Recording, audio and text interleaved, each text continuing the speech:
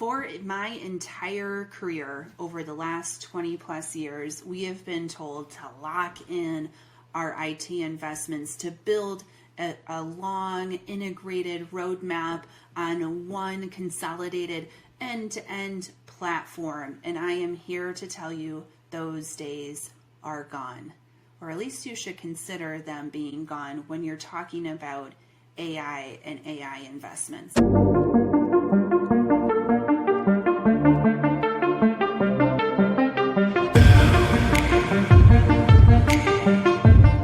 The need for flexibility today is beyond what we've been able to comprehend in the past. And so there's a couple of things to consider when we're talking about this ultimate flexibility and the power of choice that you now have in your environments. First off, and we're going to go into all of these here in a second, but flexibility matters when it comes to innovation, competition, new technologies coming on the marketplace. There's also a real risk to you locking into one ecosystem too early. So we'll talk about that. We also want to talk about how to build these future-ready organizations when we're not even sure what that future is going to look like, but we're making these decisions now. So hence why I think the days of 5-year contracts, 3-year contracts are going to be by the wayside. We need to be much more agile and flexible when it comes to our buying decisions. So I am Amanda Prochaska. I'm the founder of Wonder Services. We do a lot of work in AI readiness, AI organizational preparedness, change adoption when it comes to this space. And it is wild how these technologies are changing our whole paradigm of how we operate day in and day out and the choices that we're making. So let's dive into why flexibility matters more than ever right now in the AI era. So first of all, there is a race beyond races that is going on within our current understanding of tech giants and these nimble startups that are happening. I was just at one of the conferences in the procurement space, ProcureCon Indirect West, and I was walking the floor and I was like, I've never heard of that one before. I've never heard of them before. And then you would go up to these newer, nimble startups, and I was like, so what do you do? And how long have you been around? And a lot of them have been around for 2 to 3 years. And so they're just coming on in a very prominent way into the industries. And here's the thing. We might think that's going to slow down. I don't think it will. I think that these big tech giants are going to continue to deploy these earth-shattering new ways of thinking in a very rapid pace. And then you're going to have all of these nimble startups that are going to be putting pressure on what we understand as the players today. And they're moving very, very, very quickly. I was talking to a founder the other day, and they're like, we can change out whole parts of our solution in days because of the capability that they have, that they can use to do development on, not only how quickly they can deploy in the marketplace. So if you want to understand the reason why I'm making this recommendation is not to lock in is because the innovation is going to move so quickly that you're going to need to have ability to flex into those different areas. The second thing is, how do I want to say this? That not all of the AI solutions meet all of your needs. I think that's the best way to put it. Like even at my small company, like we have a great team of people, but we have a small operating team, and we use probably 6, 7, 8 different AI solutions to help support what we do day in and day out. Because there are some that are better for workflows. There's some better for analytics. There's some better for creative. And so as these technologies continue to develop, it's not going to be one size fits all. Even from an LLM standpoint, like there are certain ones that are better for other things. So you're going to want to build an ecosystem approach versus locking in to one particular provider to be able to capture those advantages in the marketplace and ultimately have that flexibility. Now, there are risks right now around locking into one ecosystem too early. Now, if you're like, hey, we're just going to go all in, which my IT friends who are listening right now, this is the MO, right? You've been so taught, hey, we're going to lock in everything SAP or everything Oracle or everything X, Y, and Z. And that is going to create such a risk for your organization. I'm hearing it already. We're locking into Microsoft, right? Like, please do not do that. Here's the thing that is going to be interesting in the market.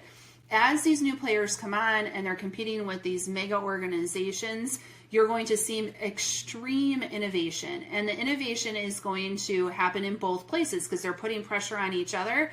And so if you choose the wrong horse and lock into one provider, one platform, you are going to lose out on that innovation. And it could have real impacts to your organization. We're not talking about, another technology platform. We're talking about potentially how you're operating as a company.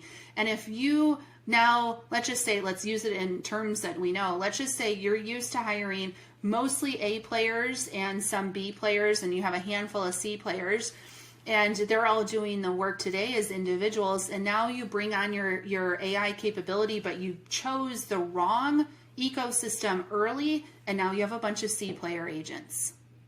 You do not want to do that to your organization. So think about it as, I want to have a collection of different providers, and maybe in the future we'll be able to lock in, but for right now, there's way too much innovation, way too much risk to lock in early. There's also something that's happening with cost controls. So if you're out in the market today for some of these solutions, the economics of AI, they're still kind of figuring itself out. I think about like flat screen televisions. When they first came out, they were super, super expensive. And now you can buy one for hundreds of dollars, right? Low hundreds of dollars. Those economics are still playing out. So what you don't want to do is go out and be like, I am locking into Microsoft.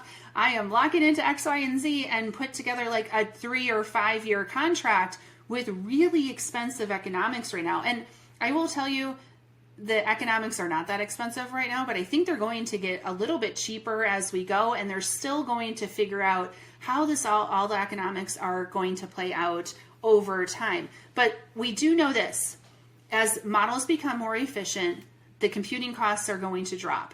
So usually that means less expensive for all of us. So you're going to want to have that flexibility and the ability to aggressively take advantage of those price reductions as they might come along in the market.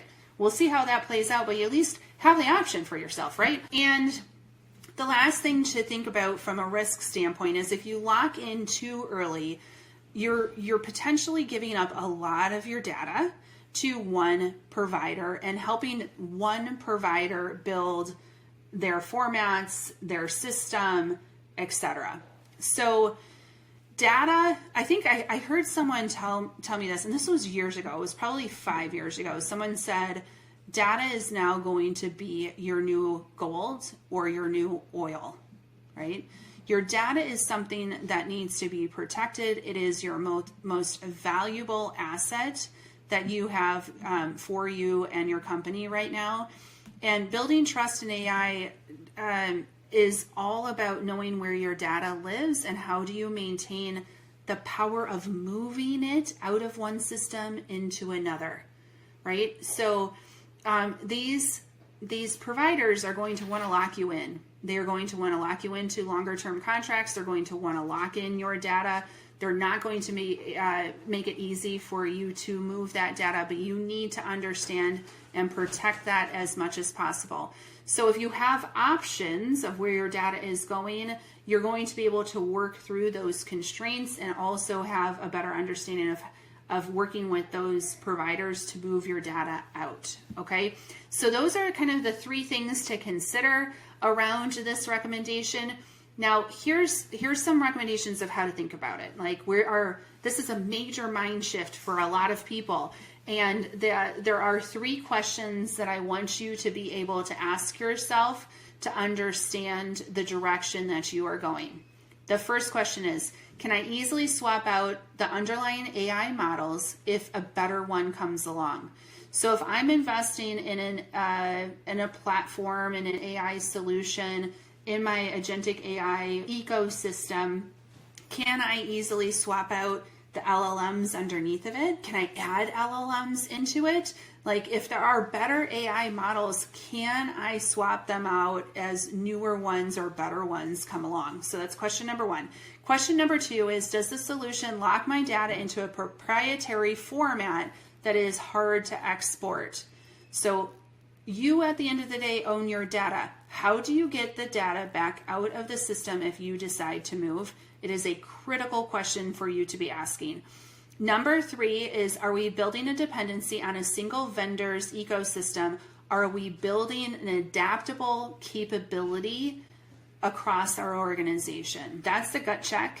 I hope we can move from a single vendor's ecosystem to a capability, a diverse capability, kind of like what we would do with our own internal capability, our human resources, our human capital. Think about what richness that diversity gives you. We can do the same with AI.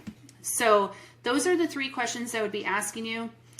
Huge shifts are happening in our world right now, including how we approach the marketplace with these investments, building these very diverse, adaptable ecosystems where you have solutions that work best for your needs versus going all in on a platform is my recommendation on how you navigate the next several years in the marketplace for all the reasons I listed in this video. So if you liked this video, hit the like button, subscribe so that we can continue to bring these insights to you. With that said, cheers and have a great day.